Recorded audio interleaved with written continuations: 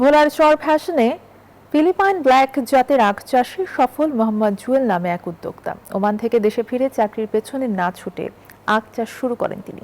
জুয়েল জানান, উৎপাদন খরচ বাবদ তার ব্যয় হয়েছে প্রায় 2.5 লাখ টাকা। এই আখ বিক্রি করে তার আয় হবে প্রায় 10 লাখ টাকা।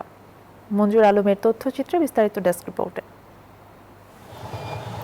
ওমানের দীর্ঘদিন প্রবাস জীবন কাটিয়েছেন মোহাম্মদ জুয়েল। দেশে ফিরে নতুন স্বপ্ন নিয়ে শুরু করেন কৃষিকাজ, আর সেই স্বপ্ন আজ তাকে এনে দিয়েছে সফলতার নতুন পরিচয়। ভোলার চর ফ্যাশনে প্রথমবারের মতো বাণিজ্যিকভাবে ফিলিপাইন ব্ল্যাক জাতের আখ চাষ করে নজর কেড়েছেন তিনি। তার আখের ক্ষেত দেখতে প্রতিদিনই ভিড় করছেন কৃষক ও স্থানীয়রা।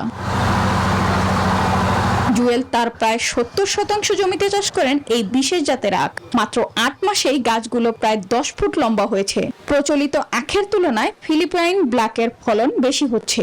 এই জাতের আখ একবার রোপণ করলেই টানা 3 বছর পর্যন্ত ফলন পাওয়া সম্ভব বলে জানান সংশ্লিষ্টরা।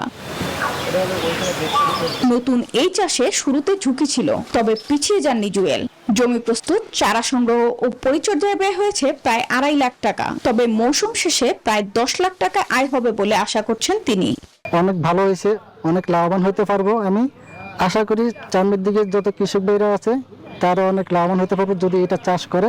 জুয়েলের সাফল্যে অনুপ্রাণিত হয়ে এলাকার অনেক কৃষক এখন ফিলিপাইন ব্ল্যাক আখ চাষে আগ্রহ দেখাচ্ছেন। তারা মনে করছেন, সঠিক দিক নির্দেশনা পেলে এই আখ হতে পারে লাভজনক একটি ফসল।